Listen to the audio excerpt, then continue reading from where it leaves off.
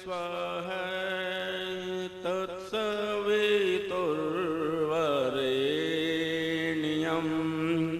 भर्गो देवस्य धीमहि धियो यो नः प्रचोदयात् धियो यो नः प्रचोदयात् धियो यो नः प्रचोदयात्। मातृशक्ति आर्यभद्र पुरुषों, 3.25 वर्ष पढ़ाने के बाद गिरिजानंद जी ने कह दिया, बेटा जो विद्या मेरे पास थी मैंने तुझे सब दे दी। दयानंद से कहा। दयानंद ने गुरु आश्रम में रह करके श्रद्धा से विद्या प्राप्त, गुरु की सेवा करके, और शिष्य स्वामी जी के गृहस्थी थे। स्वामी दयानंद जी सन्यासी थे, फिर भी उनके बराबर ही सेवा करते। और कभी कभी गिरिजानंद जी क्रोध में भी आ जाते। एक बार तो गुस्से में आकर के स्वामी जी को डंडा मार दिया, और डंडे का निशान हाथ पर लगा, हाथ फट गया यहाँ, और निशान वो जिंदगी भर रहा। तो स्वामी जी उसको देख के कहते थे, गुरु का उपकार है, मुझे याद आते देख के गुरु के उपकार को। उन्होंने ब्रह्मचारियों ने, जो अन्य गृहस्थी थे, उन्होंने कहा, स्वामी जी आप गिरिजानंद जी से कहा कि आप जो है दयानंद को मारा मत करें, इन पर गुस्सा मत किया, सन्यासी हैं, आप हमें कह लिया करें जो कहना है। तो तब गिरिजानंद जी ने स्वामी दयानंद को डांटना बंद किया। नहीं तो ये बिना गलती के भी एक दिन उन्होंने झाड़ू लगा करके वो जो उरिस था, कबाड़ था, कोने में रखा, और कुछ उठाने के लिए उसको पात्र लेने चले गए। तो गिरिजानंद जी आगे, उनका पैर कबाड़ पर पड़ गया। उन्हें पूछा, झाड़ू की ड्यूटी किसकी थी? तो दयानंद की थी जी। बस उन्होंने विचार किए बिना ही डंडा मार दिया। तब सबने कहा कि ऐसा मत किया करो। तब गिरिजानंद जी ने बात को स्वीकार किया। जब गिरिजानंद जी स्वामी दयानंद से चर्चा करते थे, आपस में धर्म चर्चा करते थे, तो उनकी प्रतिभा को देख करके, दयानंद की उनके वाक्यों को सुन करके, उनके विचार को देख करके, उनकी तर्क शक्ति को देख करके गिरिजानंद खुश होते थे। कहते थे, तुम्हें कौन हरा सकता है, तुम्हें कौन पराजित कर सकता है, तुम तो काल जीवो, तुम्हारी जीविया पर तो मानो काल विराजमान हो, तुम्हें कोई पराजित नहीं कर सकता। दयानंद मानो गुरु का जो आशीर्वाद था दयानंद को जीवन भर लगा, दयानंद किससे पराजित बोलो नहीं हुए। कितने पंडित आए, काशी में तो 35 पंडित एक तरफ, तो दयानंद सरस्वती एक तरफ अकेले। कितने पंडित आए, कितने मौलाना आए, कितने पादरी आए, शास्त्रार्थ के लिए जगह जगह, पर पूरा जीवन चित्र पढ़ दीजिएगा, एक भी ऐसा नहीं निकला दयानंद को पराजित कर सके। ना व्याकरण शास्त्र में, ना धर्म शास्त्र में, ना किसी और शास्त्र। 3.25 वर्ष पढ़ने के बाद अब जाने का नंबर है गुरुकुल छोड़ने का। और जैसा हमारी परंपरा है, जब हम गुरुकुल छोड़ते हैं या विद्या पूरी हो जाती है तो गुरु को दक्षिणा देते हैं। उपदेश सुनने के बाद तब भी दक्षिणा देते हैं, यज्ञ करने के बाद भी दक्षिणा देते हैं। क्योंकि दक्षिणा क्यों देते हैं? क्योंकि सुना हुआ, पढ़ा हुआ तभी फलीभूत होता है जब उसकी बोलो कुछ ना कुछ दक्षिणा दे दी जाए।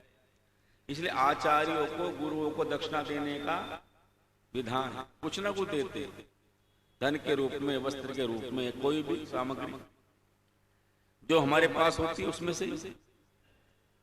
गिरिजानंद लौंग बड़ी पसंद करते थे, लौंग खाते, उनका वायु रोग था इसलिए लौंग खाते थे। दयानंद सरस्वती तो साधु थे, उनके पास तो कुछ था ही नहीं। उन्होंने विचार किया, गुरु जो क्या दिया जाए, दक्षिणा तो देनी है, तो किसी से लौंग मांग लाए भिक्षा में, 1 पाव लौंग कटोरे में डाल करके प्रातःकाल जब गुरु ने बैठे थे, गुरु के पास जाकर के वो लौंगों का कटोरा गुरु जी के सामने रख दिया। गुरु जी, मैं आपके लिए दक्षिणा लेके आया हूं। मैं दयानंद आपके उपकारों को कभी भूल नहीं सकता, और आपको मैं क्या दे सकता हूं। आपने जो मेरे ऊपर उपकार किया है मुझे विद्या दे करके, उसका तो कोई भी मूल्य दिया नहीं जा सकता। और गुरुदेव, आपका मैं इतना ऋणी हूं कि यदि अपने शरीर की खाल की जूती बना करके आपके पैरों में पहना दूं तो भी आपके ऋण से ऋण नहीं हो सकता। शास्त्र कहते हैं 3 लोगों का इतना ऋण है हमारे ऊपर, उसके ऋण से कभी ऋण नहीं हो सकते, माता का, पिता का और गुरु का। इन तीनों को देवता कहा है, मातृ देव भव, पितृदेव भव, आचार्य देव भव। तो पहला ऋण है माँ का, दूसरा है पिता का, और तीसरा आज। और तीनों के लिए यही लिखा शास्त्र में, इन तीनों लोगों को हमारी सामर्थ्य में नहीं है, ऐसा संभव, ऐसा हो भी नहीं सकता। यदि कोई व्यक्ति अपने चमड़े को उतार के उसकी जूती भी पहना दे तो भी उनके ऋण से ऋण बोलो नहीं हो सकता। बताओ, मां का ऋण कौन उतार सकता है जीवन में? है किसी की सामर्थ्य? मां तो गीले में सोती, हमें सूखे में सुलाती है। मां खुद भूखी रह करके बच्चों का पेट भरती है। मां 9 महीने कोख में रखती है, फिर गोद में रखती है, अपनी छाती का दूध पिलाती है, और हमें जन्म देते समय अत्यधिक कष्ट और पीड़ा को सहन करती है। और उस मां के ऋण को कौन उतार सकता है? एक रात भी हम मां की तरह नहीं रह सकते। बोले, है कोई ऐसा बेटा जो मां के पेशाब में सो सकता हो? इतना तो हम नहीं कर सकते। पर फिर शास्त्रों ने कहा, फिर क्या करें? मां का ऋण तो बहुत है, हम क्या करें, कैसे उतारे ऋण को? शास्त्रों से पूछा तो शास्त्रों ने एक साधन दे दिया, इनके लिए भैया इनकी सेवा करो। इनके ऋण से ऋण होने का एक ही साधन है, जब ये अशक्त हो जाए, बूढ़े हो जाए, तब हम इनकी सेवा कर ले, इनके बुढ़ापे को सुखी बना दे। और ये कह दे, ये अंतिम समय में बुढ़ापे में इनके मुंह से वाक्य निकल जाए अपने माता पिता के हृदय से कि जैसी संतान भगवान तूने मुझे दी ऐसी सबको दे। यदि ऐसा वाक्य किसी माँ बाप के मुंह से आपके प्रति निकल जाता है, इससे बड़ा पुरस्कार आपके लिए दुनिया में दूसरा नहीं। हो सकता है कोई किसी की माँ कह दे, हे भगवान जैसा बेटा मुझे दिया वैसा सबको देना। आज भी हम जब सुपुत्रों की चर्चा करते हैं, पुत्र कैसा हो, अभी कह रहे थे ना, राम की चर्चा कर रहे थे, 9.5 लाख साल हो गए राम को आज भी याद करते। भगवान कहते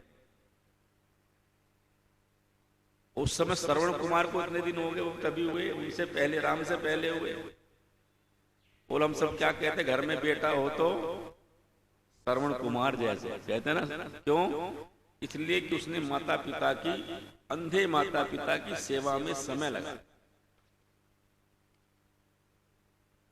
उनके ऋण से ऋण होने का एक ही साधन है। अच्छा, मैं एक बात सोच रहा था कि चलो हम बेटे हैं, हम तो अपने माँ बाप की सेवा करके ऋण हो जाएंगे, पर बेटियां कैसे हों? बेटे शादी के बाद ससुराल चले जाते हैं, माँ बाप के पास तो रहती नहीं है। तो है कि नहीं? बोलो, ससुराल में रहती हैं, माँ बाप के पास तो एक आध दिन की होंगी। उनके लिए क्या विधान है? चलो हम तो हो गए ऋण, माता पिता हमारे पास, उनको भोजन दे करके, सेवा करके, पर स्त्रियां कैसे ऋण हो, बेटियां कैसे ऋण हो? उनके लिए शास्त्र कहता है, विवाह के बाद, विवाह से पहले तो माता पिता ने पाल पोस के बड़ा किया है, अब तुम कैसे ऋण होंगी? तुम्हें दूसरे माता पिता मिले हैं सास ससुर के रूप में, उनकी सेवा करोगी तो तुम माता पिता के ऋण से क्या हो जाओगी? बोलो, ऋण हो जाओगी। ऐसा नहीं कि विवाह हुआ और आपको सास ससुर भारी लगने लगे और अपने पति को भी समझा दिया, चलो जी हम इकट्ठे नहीं रहते, हम तो अलग रहेंगे, न्यारे जा करके कहेंगे। और माता पिता घर तड़पते रहते हैं बच्चों के लिए, पोतों के लिए, नातियों के लिए। तो ऐसा घर कभी भी सुखी नहीं होता, ऐसे लोग कभी सुख को प्राप्त नहीं करते। सानंदम सदनम सुतश्च सुधये कांता प्रिय पाली। शास्त्र कहता है हमारे घर कैसे, बोले घर में सबसे बड़ी चीज है आनंद रहने वाला। आनंद कब रहता है? जब परिवार एकता में रहता हो, एक दूसरे के सुख दुख की पूछता हो। आज हमने अकेला रहना सीख लिया ज्यादा, अकेलेपन में जीना चाहता है मनुष्य। बेटी की शादी करने चलते हैं तो छोटा परिवार ढूंढते हैं, तो है कि नहीं? क्या ढूंढते बोलो? छोटा परिवार। कितना छोटा? बोले बस बहुत छोटा हो। एक तो मेरे से बोला जी बेटी के लिए रिश्ता बताना, मगर देख देंगे भैया, पर परिवार छोटा होना चाहिए। कितना छोटा? बस सास ससुर हो, लड़का हो, एक आध और कोई बहन वगैरह, बस, ज्यादा नहीं। और मैंने कहा भाई कजन है, परिवार बड़ा हो। बोले नहीं, बड़ा परिवार नहीं, छोटा। और सास ना भी हो तो अच्छी, सास ना भी हो चाहे। बताओ क्या सास? ब्याह से पहले शादी हुई नहीं है, सास से दुश्मनी पहले करवा दी। माता पिता भी नहीं चाहते, और फिर सास जरा सा कुछ कह दे तो तुरंत फोन मिला लेती है घर। इसलिए मैं इस बात पर विचार करता हूं कि जो बेटे वहां के बाद ज्यादा ट्यूशन अपने प्यार से लेती है ना, वो घर में ठीक ठाक व्यवस्था बना नहीं सकती, झगड़े बहुत। उन्हें अपने घर को चलाना, अपने घर को देखना, तो उनका दायित्व तो धर्म का बना। वो जो माता पिता सास ससुर के रूप में प्राप्त हुए हैं, क्यों? क्योंकि उनका हमारे ऊपर बड़ा ऋण है। वो ना हो तो पति कहां से मिलता, घर परिवार कहां से मिलता? उनकी पूरे प्रयत्न से सेवा करो। और वो जो सास है वो ये कहे कि हम, हे भगवान, जैसी बहू मुझे मिली वैसी दुनिया में, जोर से बोलो, सबको मिले। और ये कहे हे भगवान ऐसी किसी को ना मिले, तो तुम्हारे जीवन पर धिक्कार है। तुम्हारे जीवन पर क्या है बोलो? धिक्कार है। ऐसी बहू में, वैसे मैं यहाँ देखता हूँ अहमदाबाद में बहुत परिवारों में बहुत अच्छी बहुएं हैं, और सास भी बहुत अच्छी। बहुत परिवारों में मैं जाता हूँ, बहुत परिवारों को जानता हूँ वर्षों से, तो बहुत बार जाता हूँ, तो वहाँ बहुएं बहुत अच्छी और सास भी बहुत अच्छी। पता नहीं चलता है माँ है कि सास है। बहुएं भी बेटी की तरह रहते हैं। बहुत सारे परिवार हैं, मैं बहुत सारे को नाम लूंगा तो कहोगे मेरा नाम तुमने क्यों छोड़ दिया, फिर कई के नाम हो जाएंगे। लेकिन मैं उन सब परिवारों में जाता हूं तो मुझे बहुत अच्छा, और उन्नति कर रहे हैं परिवार, बढ़ते जाते हैं, बड़ों का आशीर्वाद मिलता रहता है। और कुछ ऐसे लोग भी मुझे मिलते हैं यहीं पे, बड़े परेशान हैं, कहते हैं जी बेटा बहू है, एक ही बेटा बहू है, कोई बात भी नहीं करते। हम बूढ़ा बूढ़ी अलग पड़े रहते हैं, वो अलग रहते हैं, एक ही घर में। तो बोलो स्वर्ग कहां बनेगा? उनके पास पैसा तो है, पैसा मेरे, बूढ़ा बोला पैसा मेरे पास है, पैसा बेटे के पास भी है, पर बेटा अपना खाता है, मैं अपना खाता हूं। बेटा मुझे नहीं पूछता, बेटे को नहीं पूछता। धिक्कार है जीवन है कोई, ये घरस्थ है कोई? बेटा आता है अपने काम से, मैं अपने, हम अपने अलग बनाते, दोनों बूढ़ा बुढ़िया बच्चे, वो बेटा बहु अलग बनाते। चार आदमी इकट्ठे नहीं खा सकते, भले आदमी, इससे छोटा परिवार और क्या हो सकता है? तुमने कितना छोटा अपने आप को कर लिया है। पहले घर छोटे होते थे, पर बोलो परिवार बड़े होते थे। आजकल बोलो, दो से बोलो, घर बड़े हैं और परिवार छोटे। पहले मकान एक आध होता था, 2-3 मकान तो किसी को होते थे, बच्चे कितने होते थे, परिवार कितना बड़ा होता था, आप देख लो। एक चारपाई पर 2 जने सो जाते थे, होता नहीं होता था, पर प्रेम था भाई भाई का, बहन भाई का। पैसे हमारे पास कम थे, पर दिल हमारे पास बड़ा था। आज हमारे पास बोलो पैसे बड़े हुए हैं और दिल छोटा हुआ है। इसलिए लिखा उर्दू के शायर ने, रकबा तुम्हारे खेत का मिलो हुआ तो क्या। रकबा मैंने क्षेत्रफल, रकबा तुम्हारे खेत का मीलों मीलों तक खेत है, पर तुम्हारे दिल में जरा सी जगह नहीं। तो कहा रकबा तुम्हारे खेत का मीलों हुआ तो क्या, रकबा तो तेरे दिल का इंच भी नहीं। तो तो दिल बड़े होते हैं तब घर बड़े होते हैं, दिल छोटे होते हैं वो लोग घर भी छोटे हो जाते। मकान तो है पर बड़ों के रहने के लिए नहीं है। वृद्धाश्रम खोल दिए, कभी कल्पना नहीं थी वृद्धाश्रम खुलेंगे। वृद्ध लोग वहां बैठे रहते हैं, छोड़ आते हैं। अभी पीछे में एक कहानी पढ़ रहा था, किसी ने लिखी बड़े मर्म से। एक ही बेटा था व्यक्ति का, पत्नी का देहांत हो गया, विधुर हो गया व्यक्ति, बेटे की शादी कर दी। बहू आई, बस घर में 3 ही आदमी, बेटा, बेटे की बहू और वृद्ध व्यक्ति। तो जो बहू थी वो नहीं चाहती थी ससुर हमारे साथ आए। ससुर को असुर मानती थी। क्या मानती थी ससुर को? ये असुर है, ससुर नहीं है, ये बेकार में हमारे घर में पड़ा हुआ है। घर तो ससुर का कहते हो अपने में। रोज झगड़ा होता।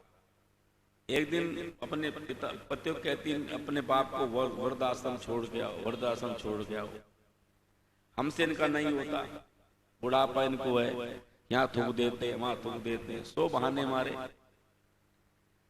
अब लड़का परेशान हो गया। एक दिन तो उसके मन में चलो छोड़ आए। उसने पिता का बैग लिया, गाड़ी में बिठाया और वृद्धाश्रम में, पुराना वृद्धाश्रम था, वृद्धाश्रम का जो मैनेजर था वो भी अब बूढ़ा हो गया था। तो मैनेजर के पास जाकर के अपने पिता को बिठाया और कहा कि मैं इनको यहाँ छोड़ने आया। उसने उस व्यक्ति को गौर से देखा और पहचान लिया कि व्यक्ति पहले मेरे पास एक बार आया। बोले फार्म वारम भर दो। फार्म वारम भरवाया गया। पिताजी को अलग कमरे में बिठा दिया और उसने उसको ऑफिस में अपने बुला लड़के को, बेटा तुम जिनको लाए हो तुम्हारे क्या लगते हैं? बोले मेरे पिताजी हैं। बेटा व्यक्ति मेरे पास 30 साल पहले आए,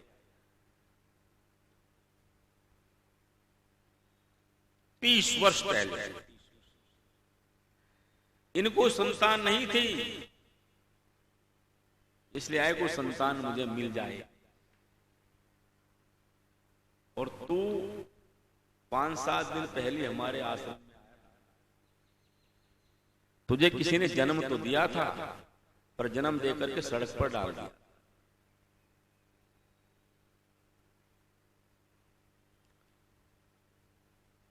ये दोनों तब थे। तेरी मां भी जिंदा थी, तुझे ले गई थी, तुझे ले गई यहां। इतना कहा उसने। लड़का रोने लगा हैं और अपने पिता के पैर पकड़ के बैठ गया। आप जैसा देवता कौन हो? मैं तो अनाथ था, मुझे कौन पूछता? तुमने मुझे सब कुछ दिया, नाम दिया, पहचान दी, घर दिया, परिवार दिया, मेरी शादी की, मेरी नौकरी लगवाई, और मैं कितना भागा। बताओ इससे बड़ा देवता कौन हो सकता?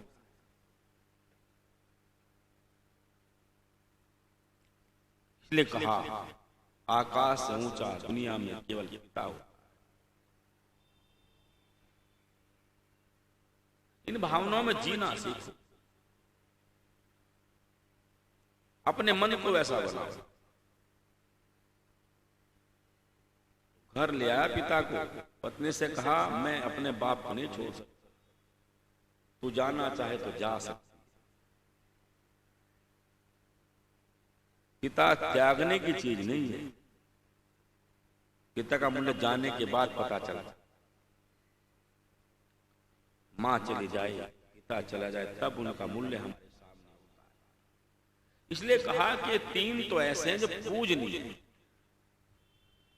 पहले मां, दूसरा पिता और तीसरा गुरु आचार्य। इसलिए शास्त्रों ने कहा कि जीवित माता पिता की सेवा करना सच्चा श्राद्ध है, सच्चा तर्पण है।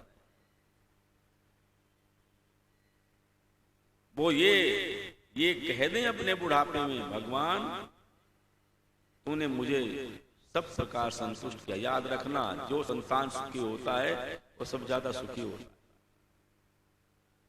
संतान वह है जो पितृ पिता का सर ऊंचा कर देती है, पिता को का यश बढ़ा देती।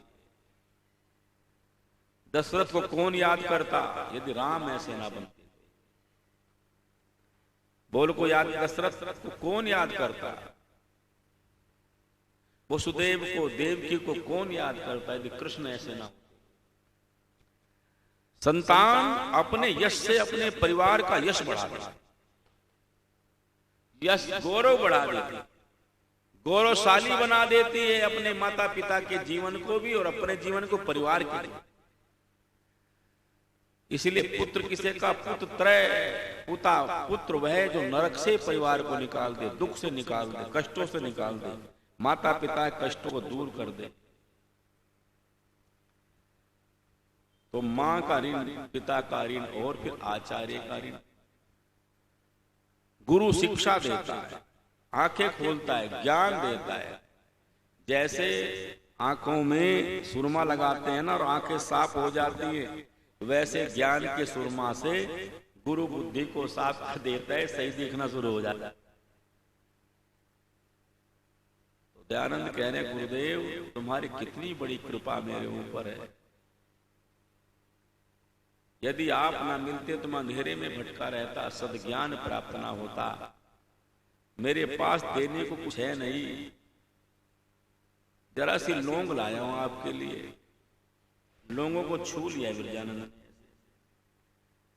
क्योंकि तो अंधे थे, आंखों से दिखता नहीं, और छू करके बोले दयानंद।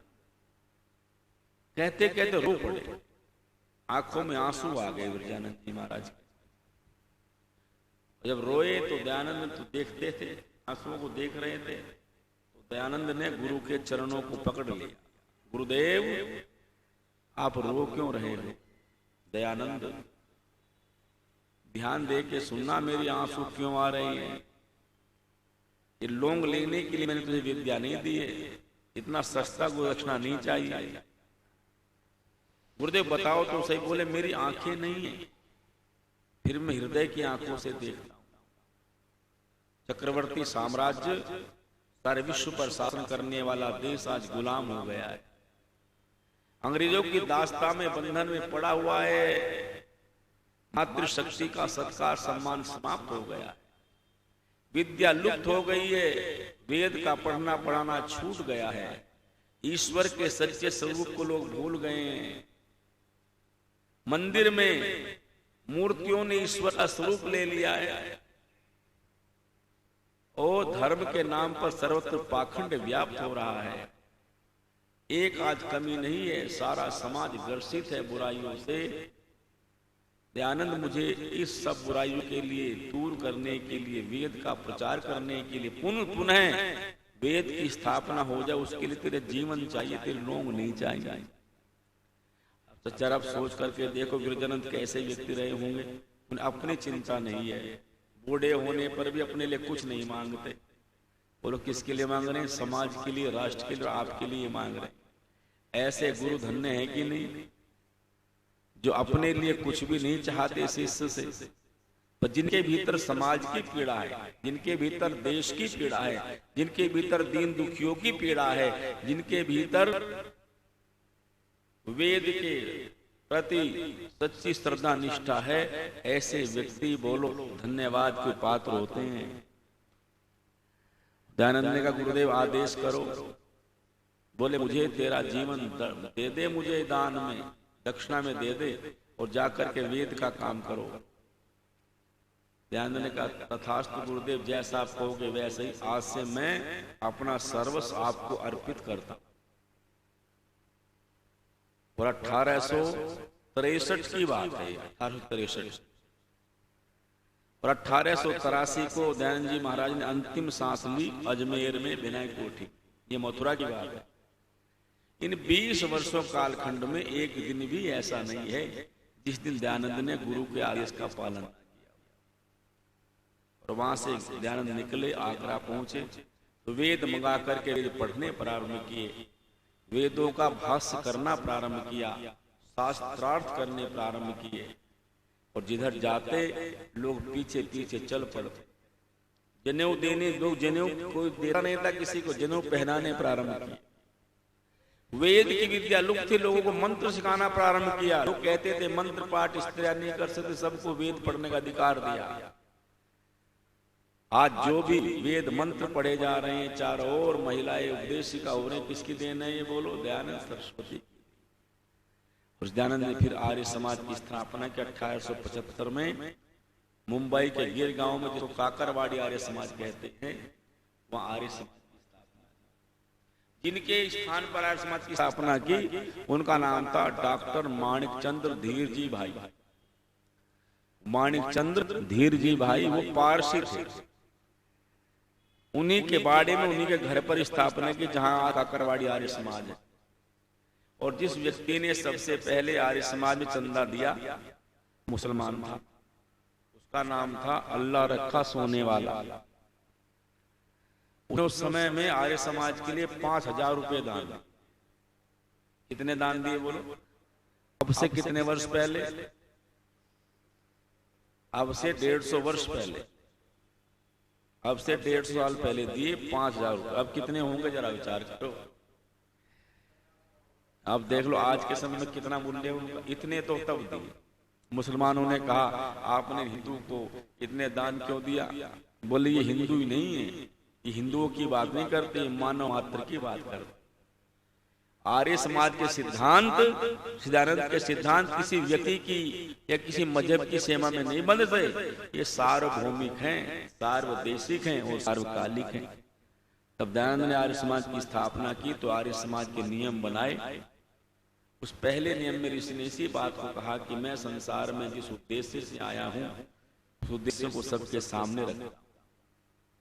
सबसे विद्या और जो पदार्थ विद्या से जाने जाते हैं उन सबका आदि मूल परमेश्वर। ओम द्यौ शांति अंतरिक्षं शांति पृथ्वी शांतिराप शांतिरोषधयः शांति वनस्पतयः शांतिर्विश्वे देवा शांति ब्रह्म शांति सर्वं शांति शांतिरेव शांति सामा शांतिरेधि।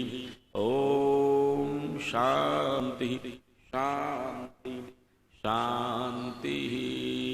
जो बोले सो अभय। जय हो सबको सादर।